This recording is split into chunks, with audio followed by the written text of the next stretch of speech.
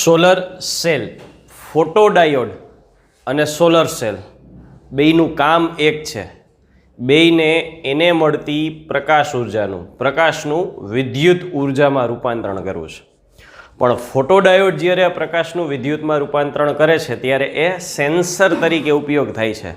કોઈ ઘટના ઘટી કે નહીં, કોઈ પદાર્થ છે એમાં કાંઈ ફેરફાર આવ્યો, ઉદાહરણ તરીકે ફાયર એલાર્મ તરીકે વાત કરીએ તો આગ લાગે તો એની સૂચના આપે સાયરન દ્વારા, અથવા લાઇટ ગોઠવીએ તો લાઇટ દ્વારા. સોલાર સેલનો ઉપયોગ પ્યોર વિદ્યુત મેળવવા માટે જ થાય છે, સેન્સર તરીકે નથી થતો. એટલે અહીંયા વિદ્યુત મેળવવા માટે થાય છે. એટલે પહેલો જ મુદ્દો એ આવે કે કોઈ પણ ડાયોડ હોય, PN junction diode, zener diode, photo diode, LED, આ તમામને આપણે વિદ્યુત સ્થિતિમાન આપ્યું. બેટરીને ફોરવર્ડ બાયસમાં જોડી, રિવર્સ બાયસમાં જોડી, જેની જેવી જરૂરિયાત એ પ્રમાણે જોડી. પણ સોલાર સેલને આપણે બેટરી જોડવાની થાય નહીં. નહીંતર કોના જેવી વાત થઈ, બેટરી જોડીને આપણે વિદ્યુત ઉર્જા આપી અને મેળવવાના શું છીએ? વિદ્યુત. તો વિદ્યુત ઉર્જા આપીને વિદ્યુત ઉર્જા મેળવવાના એવા ધંધા શું કામ કરવા જોઈએ? એટલે સોલાર સેલ એ એક જ એવું જંક્શન છે કે જેને આપણે વિદ્યુત ઉર્જા આપવાની નથી, કોઈ પણ પ્રકારનું બાયસ આપવાનું નથી. તો સંરચના, પ્રાથમિક સંરચના એઝ ઇટ ઇઝ, એક પી પ્રકારનો સ્ફટિક લેવાનો છે, પી પ્રકારનો સ્ફટિક લેવાનો, બીજો એન પ્રકારનો. અને ખરેખર બે સ્ફટિક લેવાના નથી હોતા. શું કરવાનું હોય છે તો કે પહેલાં એક અર્ધવાહકનો, શુદ્ધ અર્ધવાહકનો ટુકડો લઈ અને ટ્રાયવેલેન્ટ અશુદ્ધિનું ડોપિંગ કરી અને પી પ્રકારનો અર્ધવાહક તૈયાર કરવામાં આવે. એટલે આ જે છે એ પી પ્રકારનો અર્ધવાહક છે, ટ્રાયવેલેન્ટ અશુદ્ધિ ઉમેરીને બનાવેલો છે. પછી તો કે એની ઉપર થોડાક ભાગમાં પેન્ટાવેલેન્ટ અશુદ્ધિ ઉમેરીને એ ભાગને એન પ્રકારનો અર્ધવાહક કરવામાં આવે. અને જો એની પહોળાઈ જોવામાં આવે તો પી પ્રકારના અર્ધવાહક કરતાં એન પ્રકારના અર્ધવાહકના સ્તરની જાડાઈ ઓછી છે. પી પ્રકારનો અર્ધવાહકની જાડાઈ વધુ છે અને એન વિભાગના અર્ધવાહકની જાડાઈ ઓછી છે. એટલે આ સ્તરની જાડાઈ વધારે રાખવામાં આવે છે. એપ્રોક્સિમેટલી માઇક્રોમીટરના ક્રમની જાળવવામાં આવે છે. આ રીતે જંક્શન તૈયાર થયું. હવે જંક્શનની બંને બાજુ આપણે પીએન જંક્શન તૈયાર કરીએ, પણ પરિપથમાં જોડવું હોય તો શું કરવું પડે? છેડા જોડવા પડે ને. તો એ છેડા જોડવા માટે નીચે એક ધાતુનું સ્તર છે. આ જે સ્તર છે એ ધાતુ છે. ધાતુ શા માટે? તો કે એનું કામ ઇલેક્ટ્રોડ, એટલે કોઈ પણ પરિપથ હારે જ્યારે આપણે છેડા જોડવા છે ત્યારે છેડા જોડવા માટે, બીજો કોઈ એનો રોલ નથી. એવું જ સેમ સ્તર ઉપર મૂકવામાં આવે. પણ ઉપર મૂકવામાં આવે ને એ આવી સીધી સપાટી ન મૂકવામાં આવે. આ ઉપર છે એ જાડી રાખવામાં આવે, આવી રીતે ગ્રીડ રાખેલી હોય. સોલાર સેલ જો કોઈની ઘરે છત ઉપર હોય, રૂફટોપ સિસ્ટમ હોય, તો જોજો ઉપર લીટા કરેલા હશે. એ લીટા શું છે તો કે અહીંયા કનેક્શન માટે જોડેલો ઇલેક્ટ્રોડ જ છે. આ પણ ઇલેક્ટ્રોડ જ છે. તો નીચે સીધી આખી સપાટી રાખી દીધી પી પ્રકારની નીચે. એન પ્રકારની ઉપર આવી જાડી શું કામ? તો કે સૂર્યપ્રકાશ આપાત થવા દેવો છે. સૂર્યપ્રકાશ આપાત થવા દેવો છે. ખરેખર એવું હોય કે આપણે સૂર્યપ્રકાશ આપાત ક્યાં કરવાનો હોય? જંક્શન ઉપર કરવાનું હોય. પણ સોલાર સેલમાં સૂર્યપ્રકાશ છે એ જંક્શન કરતાં અહીંયા એન વિભાગના અર્ધવાહક ઉપર કરવામાં આવે છે. અને એ અર્ધવાહક ઉપર કરી અને એ સૂર્યપ્રકાશની અસર જંક્શન સુધી પહોંચે ને એટલા જ માટે એન પ્રકારનું સ્તર છે કેવું રાખવામાં આવે છે? પાતળું, જેથી કરીને એની અસર નીચે સુધી જંક્શન સુધી પહોંચી શકે. અને આ જાડી કેટલા ટકા ભાગમાં હોય છે? તો કે કુલ જગ્યાનો આવો જે ભાગ છે એ 85% ખુલ્લો ભાગ, 85% ખુલ્લો ભાગ હોય. ખુલ્લો ભાગ છે એ 85% હોય. અને આ જે ઇલેક્ટ્રોડ જોડેલો ભાગ છે, આ ભાગ એ કેટલો? 15%. 15% ભાગને ઢાંકવામાં આવે, બાકીનો 85% ભાગ ખુલ્લો રાખવામાં આવે. તો આ સિલિકોનમાંથી પી અને એન પ્રકારના દ્રવ્યોની મદદથી સોલાર સેલની રચનાની વાત કરી. હવે એ સોલાર સેલની સંકેતાત્મક પ્રતિકૃતિ અહીંયા દોરીએ તો આ શું થશે? તો કે આ પી પ્રકારનો અર્ધવાહક હોય, આ એન પ્રકારનો અર્ધવાહક હોય, અને આ વચ્ચેનું વિસ્તાર શું છે? જંક્શન છે. ફોટોડાયોડમાં શું થતું હતું? પ્રકાશ આપાત થાય એટલે જંક્શનમાં રહેલા ઇલેક્ટ્રોન અને હોલના જોડકા તૂટતા હતા. બરાબર છે? એ સેમ ઘટના અહીંયા થશે. એટલે સૂર્યપ્રકાશ દ્વારા EMF ઉત્પન્ન કેવી રીતે થાય છે? તો કે 3 તબક્કા, 1, 2 અને 3. પહેલા તબક્કામાં શું છે? તો કે અહીંયા જે કંઈ પણ હોલ અને ઇલેક્ટ્રોન રહેલા છે, હોલ અને ઇલેક્ટ્રોન, એના ઉપર સૂર્યપ્રકાશ પડે છે. સૂર્યપ્રકાશ પડે છે એટલે સૂર્યપ્રકાશ દ્વારા ઉર્જા મેળવી અને ઇલેક્ટ્રોન હોલ બંધ તૂટે. બંધ તૂટે એટલે એના માટે શબ્દ લખ્યો છે ઇલેક્ટ્રોન અને હોલના જોડકા ઉત્પન્ન થાય. જોડકા એટલે જેટલા ઇલેક્ટ્રોન ઉત્પન્ન થશે એટલા જ હોલ ઉત્પન્ન થશે. આ તૂટ્યા એટલે હવે આ ભેગા છે એની બદલે છૂટા પડી જશે. ઇલેક્ટ્રોન અને હોલ, આ હોલ, આ ઇલેક્ટ્રોન, આ હોલ, ઇલેક્ટ્રોન. સૂર્યપ્રકાશ દ્વારા ઉર્જા મેળવીને ઇલેક્ટ્રોન બંધમાંથી છૂટા પડી જાય. છૂટા પડવાની શરત શું? તો કે એના દ્વારા, પ્રકાશ દ્વારા જે મળતી હોય એ ઉર્જા વધારે હોવી જોઈએ. કોના કરતાં? બંધિત અવસ્થાની ઉર્જા કરતાં. એટલે એના માટે લખ્યું છે કે આપાત ઉર્જાને આપણે HV કહીએ તો એ મોટી હોવી જોઈએ. કોના કરતાં? તો કે બંધિત અવસ્થાની ઉર્જા. તો યાદ કરો, એલઈડીમાં આપણે કીધું હતું કે પહેલાં પરમાણુ માટે ઇલેક્ટ્રોનના, હાઇડ્રોજનના ઉર્જા સ્તરોની વાત કરી હતી, પછી એને કોની સાથે સરખાવ્યું હતું? સિલિકોન હારે. તો જે મુક્ત ધરા સ્થિતિમાંથી ઉત્તેજિત અવસ્થામાં જવા માટેની ઉર્જા હતી કોને સમતુલ્ય હતી? બેન્ડ ગેપને. એટલે ફોટોડાયોડમાં શું થાય? તો કે નીચેથી ઉપર જાય અને એલઈડીમાં ઉપરથી નીચે આવે. પણ એ ઉર્જાનું મૂલ્ય તો કોને સમકક્ષ થઈ જાય? EG ને. જો આપાત થતી પ્રકાશ ઉર્જા EG કરતાં વધારે હોય,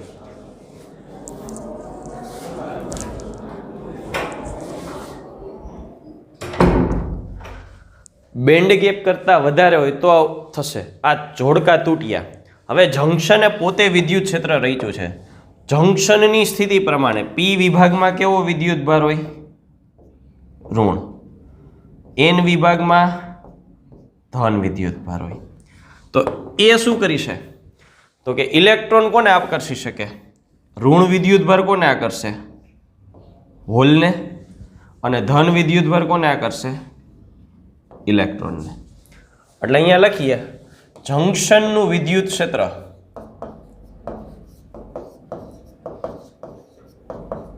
ઇલેક્ટ્રોન હોલને આકર્ષે. આકર્ષે એટલે કઈ તરફ આકર્ષે? તો કે હોલ કઈ તરફ આકર્ષાય છે? તો કે હોલ છે એ P તરફ આકર્ષાય છે અને ઇલેક્ટ્રોન કોના તરફ આકર્ષાય છે? N તરફ. આ તરફ આકર્ષણ થઈ અને એ ગતિ ચાલુ કરશે. ગતિ ચાલુ કરશે એટલે આકર્ષાઈને ક્યાં આવી ગયા? તો કે આ હોલ હવે ગતિ કરીને અહીંથી અહીંયા આવી ગયો. એટલે અહીંથી આ હોલ હું દર્શાવું કે આ હોલ છે અહીંયા આવી ગયો. પછી એવી રીતે આ ઇલેક્ટ્રોન અહીંયા જતો રહ્યો. આ હોલ પણ અહીંયા આવી ગયો. આ ઇલેક્ટ્રોન અહીંયા જતો રહ્યો. હોલ ગતિ કરીને આ સાઈડ આવ્યા, ઇલેક્ટ્રોન ગતિ કરીને આ સાઈડ જતા રહ્યા. તો એને કારણે શું થયું? તો કે P વિભાગમાં હોલનો ભરાવો થશે. ભરાવો એટલે ભેગા થશે. ભેગા થશે એવો શબ્દ શું કામ લખ્યો? અહીંયા ક્યાંય તમે બાર પરિપથ જોડ્યો છે? બાર પરિપથ જોડ્યો જ નથી. તો પ્રવાહ દ્વારા એને વહન થવાની કોઈ શક્યતા છે જ નહીં. ખેંચાઈને અહીંયા સુધી આવી શકે એટલે અહીંયા બધે હોલનો ભરાવો થયો. પછી N વિભાગમાં તો કે ઇલેક્ટ્રોનનો ભરાવો થયો. હોલ ભેગા થાય એટલે પરિણામી વિદ્યુતભાર કેવું થાય? ધન. અને ધન વિદ્યુતભાર, અહીંયા ધન વિદ્યુતભારનો ભરાવો થાય તો ત્યાં સ્થિતિમાન કેવું જનરેટ થશે? ધન સ્થિતિમાન. N પાસે ઇલેક્ટ્રોનનો ભરાવો થયો, ઋણ ઇલેક્ટ્રોન ભેગા થાય એટલે ત્યાં કયું સ્થિતિમાન ઉત્પન્ન થાય? ઋણ સ્થિતિમાન. એટલે શું થયું? સમતુલ્ય રીતે આ આખો વિભાગ ધન થઈ ગયો અને સમતુલ્ય રીતે આ આખો વિભાગ ઋણ થઈ ગયો. વિદ્યુત સ્થિતિમાન ઉત્પન્ન થઈ ગયું. આ બે છેડા વચ્ચે વોલ્ટેજનો તફાવત ઉત્પન્ન થઈ ગયો. હવે એને તમારે વિદ્યુત ઉર્જા તરીકે વાપરવી તો શું કરવું પડે? તો કે બાહ્ય પરિપથમાં જોડાણ કરો. બાર તમે અહીંયા કોઈ પણ પદાર્થ જોડી દો. પદાર્થ તરીકે હું લખું છું RL. ઓહમિક અવરોધ, સાદો અવરોધ નથી. RL એટલે લોડ અવરોધ. તમારે જે ઉપકરણ ચલાવવું છે એ ઉપકરણ જોડી દો. હવે આ છે એ બેટરી થઈ ગઈ છે. આ બેટરીનો ધન છેડો છે અને આ બેટરીનો, તો ધન છેડામાંથી પ્રવાહ બહાર નીકળે અને ઋણ છેડામાં અંદર પ્રવેશે. આ રીતે પ્રવાહનું વહન થશે. તો અહીંયા તમે લોડ અવરોધ જોડ્યો છે, બેટરી જોડી નથી. કોઈ પણ બાહ્ય બેટરી જોડવાની જ નથી અને કોઈ પણ બાહ્ય આપવાનું જ નથી, કારણ કે એ પોતે જ વિદ્યુત ઉર્જા આપવાનો છે. તો આ રીતે સોલાર સેલ કામ કરે. એટલે સૂર્યપ્રકાશ આપાત થતાં ઈએમએફ ઉત્પન્ન થઈ તો એ 3 તબક્કા છે. પહેલા કેસમાં આપાત પ્રકાશની ઉર્જા ઈજી એટલે કે બંધન ઉર્જા અથવા તો બેન્ડ ગેપ કરતાં વધારે હોય એટલે એને તોડી નાખશે. પછી એને જંક્શનનું વિદ્યુત ક્ષેત્ર છે એ પોતાના વિદ્યુત ક્ષેત્ર મુજબ આકર્ષે. એટલે હોલ બધા પી વિભાગમાં જશે, ઇલેક્ટ્રોન બધા એન વિભાગમાં. હોલ બધા પી વિભાગમાં જાય, પણ આ તો છેડો ખુલ્લો હતો, ત્યાં કંઈ આપણે જોડ્યું જ નહોતું. એટલે પી વિભાગમાં હોલનો ભરાવો થાય, એન વિભાગમાં ઇલેક્ટ્રોનનો. હોલનો ભરાવો એટલે ધન વિદ્યુત ભારનો ભરાવો, એનું વિદ્યુત સ્થિતિમાન ધન. અહીંયા ઇલેક્ટ્રોનનો ભરાવો એટલે ઋણ વિદ્યુત ભારનો ભરાવો, તો પરિણામે વિદ્યુત સ્થિતિમાન ઋણ. તો આ બે વચ્ચે વિદ્યુત સ્થિતિમાનનો તફાવત ઉત્પન્ન થઈ ગયો અને આ બેટરીનો ધન છેડો થઈ ગયો, આ બેટરીનો ઋણ છેડો.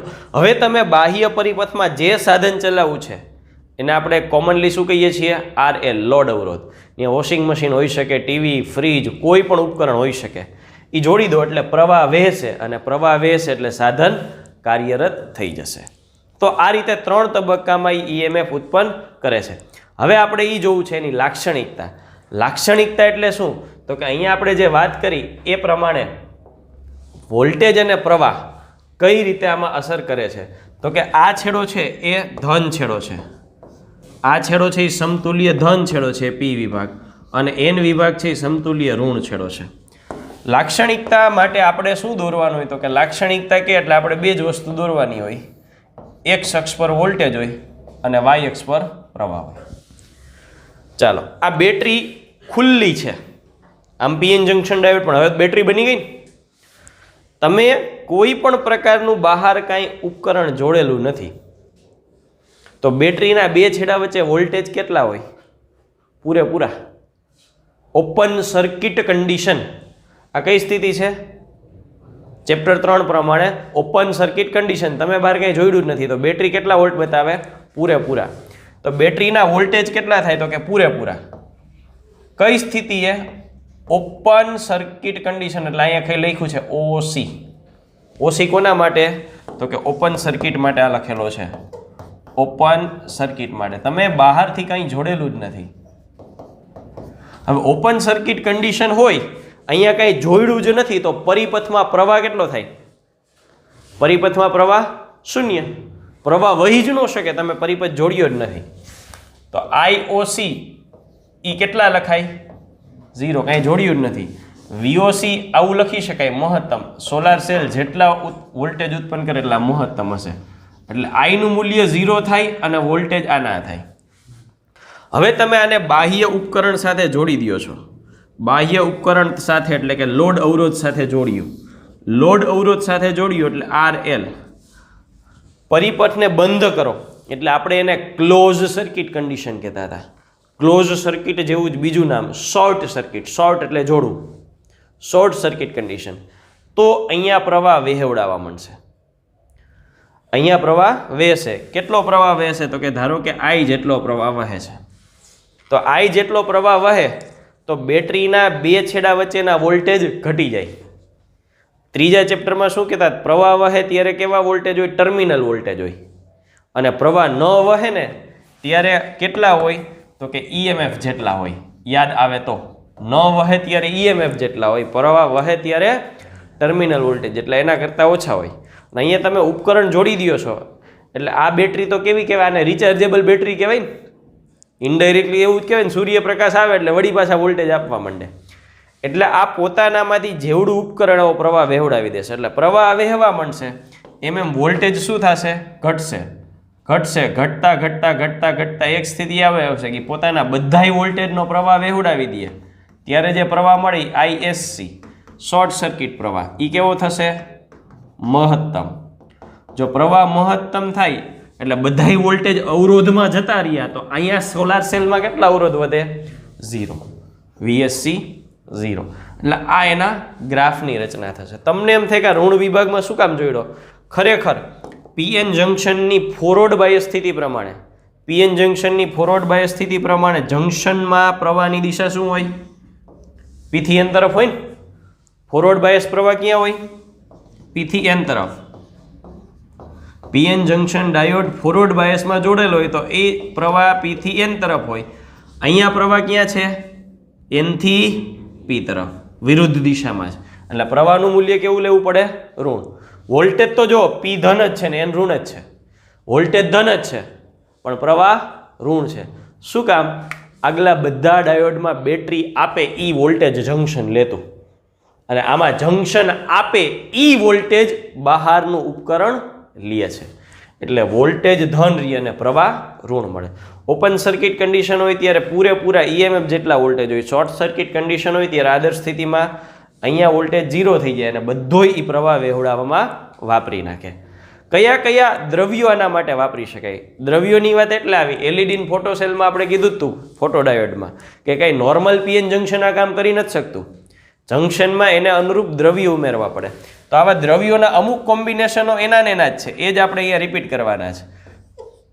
કાંઈ ન ઉમેરો, માત્ર સિલિકોન લ્યો તો દ્રવ્ય માટે દરેક દ્રવ્ય અને એના માટે આપણે ઇજી ના મૂલ્યો જોઈએ. જો તમે સિલિકોન વાપરો તો એના માટે આપણને ખબર જ છે આ કેટલું છે? 1.1 ઇલેક્ટ્રોન વોલ્ટ. જર્મેનિયમ હોય તો 0.72. પછી બીજું ગેલિયમ આર્સેનાઇડ. આ દ્રવ્ય આપણે આગળ ઉલ્લેખ કરી દીધો ને, x = 0 લઈને, અને ત્યારે ઇજીનું મૂલ્ય લીધું હતું 1.4. અહીંયા પરફેક્ટ ફિગર તરીકે આપેલું છે 1.43 ઇલેક્ટ્રોન વોલ્ટ. પછી ત્રીજા દ્રવ્ય તરીકે CdTe, આ થાય છે એપ્રોક્સિમેટલી 1.45 ઇલેક્ટ્રોન વોલ્ટ. ચોથું દ્રવ્ય Cu, કોપર, ઇન્ડિયમ, Ac2, આ થાય છે 1.4 ઇલેક્ટ્રોન વોલ્ટ. તમારે સોલાર સેલમાંથી કેટલા વોલ્ટેજ જોઈએ છે એ પ્રમાણે આ પ્રકારની અશુદ્ધિઓ જંક્શનમાં ઉમેરવામાં આવે, અને જંક્શનમાં ઉમેરવામાં આવે તો જ આ ઘટના થાય. થયું એવું કે આ દ્રવ્યનો ઉલ્લેખ ખાલી એલઈડીમાં જ કરેલો છે, પણ એ ફોટો ડાયોડમાં વાપરવાના છે ને સોલાર સેલમાં. એ પ્રકાશ સંવેદી છે, એટલે વિદ્યુત મેળવીને પ્રકાશ આપશે, અને જો પ્રકાશ આપો તો પ્રકાશ મેળવીને વિદ્યુત આપશે. એક જ સરખી પ્રક્રિયા સાથે સરખાયેલા છે. એટલે આવા વિવિધ પ્રકારના દ્રવ્યોમાંથી 4 દ્રવ્યો આપણને ઉદાહરણમાં આપ્યા છે. આટલા દ્રવ્યો આપણે વાપરી શકીએ અને વોલ્ટેજ આપણે મેળવી શકીએ. નેક્સ્ટ પોઈન્ટ ઉપર આવીએ. આ દ્રવ્યોની મદદથી આપણે સોલાર સેલ બનાવવાનો છે, તો એ માટે કેટલા માપદંડો, કેટલી વસ્તુઓ જોવી પડે, સારામાં સારી ક્વોલિટી માટે કેટલી બાબતો ધ્યાનમાં લેવી જરૂરી છે? ટોટલ 5 પરિબળો છે. 5 પરિબળોમાં સૌથી પહેલી આપણી ઈચ્છા એવી કે આ સોલાર સેલ વધુમાં વધુ વોલ્ટેજ આપે. બરાબર? વધુમાં વધુ વોલ્ટેજ આપે તો વધુમાં વધુ વોલ્ટેજનો આધાર કોની ઉપર હોય? ઇજી, બેન્ડ ગેપ ઉપર. કારણ કે એને વિદ્યુત ઉત્પન્ન કરવાનું છે. વિદ્યુત ઉર્જા જેટલી વધારે ઉત્પન્ન કરે એટલું સારું. એટલે એની બેન્ડ ગેપ એનર્જી છે એ અગત્યનો પોઈન્ટ છે. પછી તો કે સૂર્યપ્રકાશ આપણે આપાત કરવાના છે. સૂર્યપ્રકાશ આપાત કરીએ એટલે 2 વસ્તુ થાય. એ પ્રકાશ આપાત થાય એનું શોષણ કરવું. શિક્ષક ગમે તેવો સારો હોય, એ ભણાવે છે, પણ એનો આધાર સામે બેઠેલા વિદ્યાર્થીના પોતાના ઉપર છે. શિક્ષક ભણાવે છે, એક ક્લાસમાં ભણાવતા હોય એટલે 40 છોકરા બેઠા, 20 છોકરા બેઠા, બધાને સરખું જ ભણાવે છે, પણ એમાંથી એક ટોપર બને છે અને એક નાપાસ થાય છે. શું કામ? આપણે એવું કંઈક ગ્રાસ્પિંગ પાવર અહીંયાથી ભણાવવામાં આવ્યું અથવા સમજાવવામાં આવ્યું, સમજવાની શક્તિ બધાની જુદી જુદી છે. ગ્રાસ્પ કરવું, મેળવવું, સ્વીકારવું, એને કહેવાય શોષણ કરવું. શોષણ કરવાની ક્ષમતા, જે તે દ્રવ્ય વાપર્યું છે એનું પ્રકાશનું શોષણ કરવાની ક્ષમતા કેવી છે એના ઉપર આધાર રાખે. એ શોષણ કર્યા પછી ઇલેક્ટ્રોન હોલ ઉત્પન્ન કર્યા તો એને વહન કરવાની ક્ષમતા, વહન એટલે વિદ્યુત પ્રવાહ વહેવડાવવાની ક્ષમતા. અહીંથી જ્યારે ઇલેક્ટ્રોન અને હોલ વહન થાય ત્યારે વહન કરાવવાની ક્ષમતા પણ એટલી જ અગત્યની છે. એના પછી આપણે નક્કી કર્યું કે આ દ્રવ્યમાં આ બધી આપણા પેરામીટર સંપૂર્ણપણે પૂરા થાય છે, આપણી બધી અપેક્ષાઓ પૂરા થાય છે, એટલે આપણે દ્રવ્ય નક્કી કરી. હવે દ્રવ્ય માર્કેટમાં લેવા નીકળીએ તો દ્રવ્યની પ્રાપ્તિ એટલે આમ એવું કહી શકાય અવેલેબિલિટી.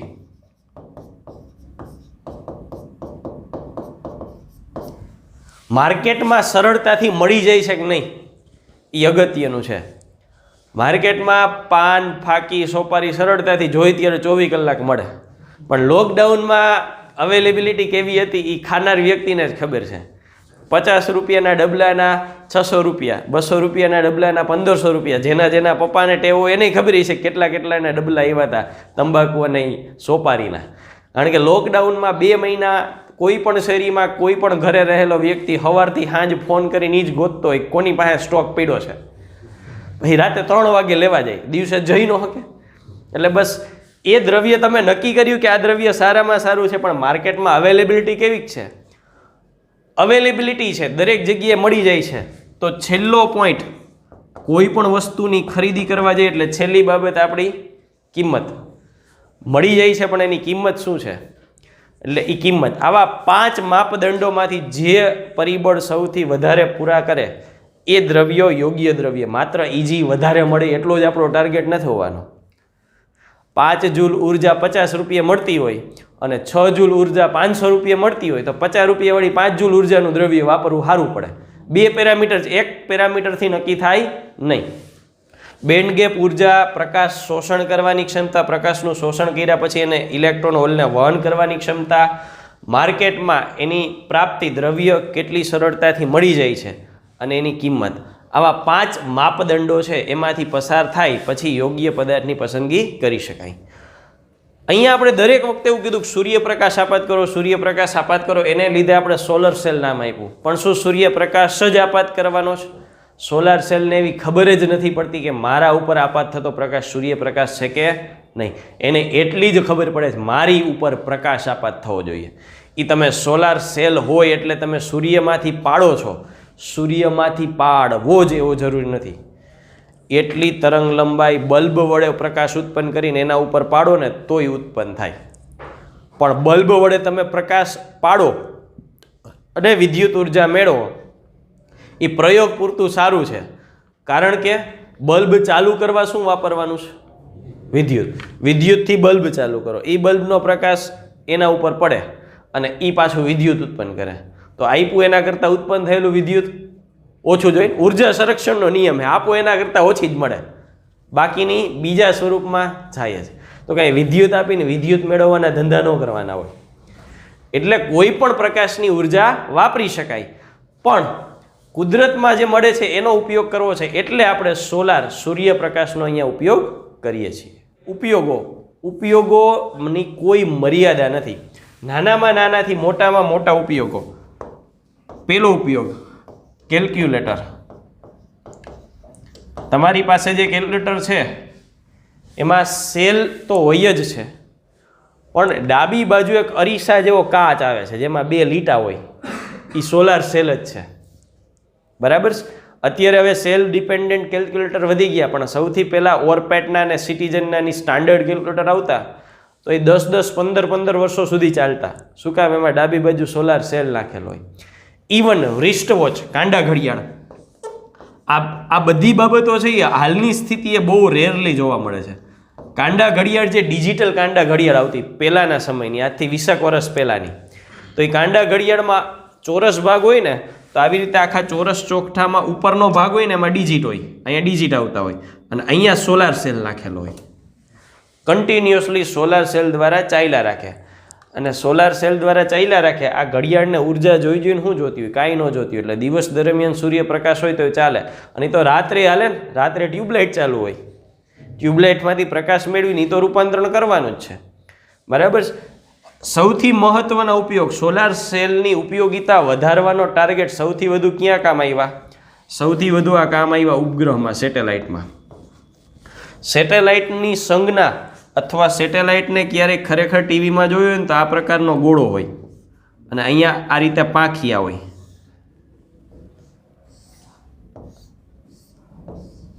અહીંયા જે ગોળો છે એ ઓરિજિનલ ઉપગ્રહ જ છે, અહીંયા જે તે ઉપકરણ જોડેલા હોય, પણ આ જે સાઈડના પાંખિયા છે એ સોલાર પેનલ છે.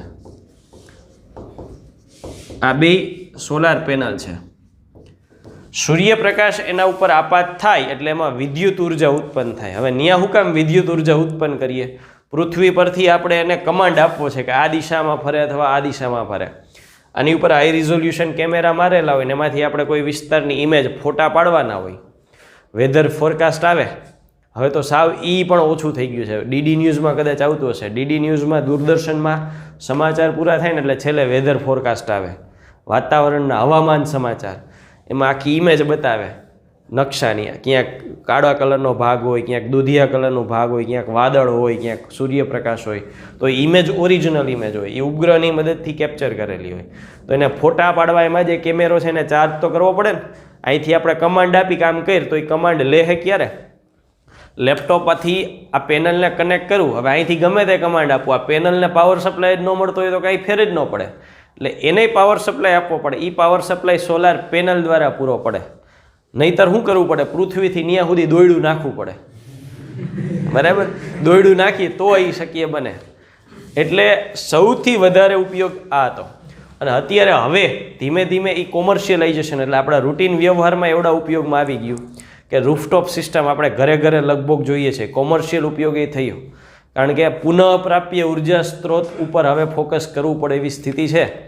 નહીંતર હવે દર વર્ષે 25 ગણી ઝડપે એટમોસ્ફિયર ડિસ્ટર્બન્સ વધતું જાય છે. કોઈ પણ કારણે, પ્રદૂષણને કારણે વધે છે, હિમશિલાઓ ઓગળવાને કારણે વધે છે, ન્યુક્લિયરના કચરાને કારણે વધે છે, રેડિયેશન, મોબાઈલ, વાયરલેસ જેટલા ડિવાઇસો છે એ બધા રેડિયેશન કરે છે, એને કારણે વધતું જાય છે. લાંબો સમય માનવજાત માટે નથી. આ એની જ પ્રક્રિયા સ્વરૂપે આ જુદી જુદી વસ્તુ આવે છે. કોરોના આવે, કોરોના ન આવે તો ક્યાંક પ્રલય આવે, દર 2-3 દિવસ છાપામાં આવે. છેલ્લું 1 વર્ષ જોઈજો, જુદા જુદા જંગલોમાં, દુનિયાના મોટા 3 જંગલોમાં 6-8 મહિના ચાલે એટલી આગ લાગી ગઈ છે. છેલ્લે ઓસ્ટ્રેલિયાના જંગલોમાં આગ લાગી. તો એ આગ લાગી ત્યારે પોલ્યુશન એટલું થયું હતું કે એક વ્યક્તિ 40 સિગારેટ પીવે. એક વ્યક્તિ એક હારે 40 સિગારેટનો ધુમાડો થતો હોય ત્યાં ઊભો રહીએ એટલું આખા ઓસ્ટ્રેલિયામાં સ્મોક થયું હતું. પ્રદૂષણ થયું ને હારે હારે ઝાડવા બળી ગયા. એટલે વાતાવરણને ચોખ્ખું તો એ કરતા હતા, એના ફિલ્ટર જ કહેવાય, તો એનો પણ નાશ થયો. એટલે આવા જુદા જુદા પરિબળોને લીધે ઘણા ડિસ્ટર્બન્સ આવતા જાય છે. તો આ થઈ સોલાર સેલની વાત.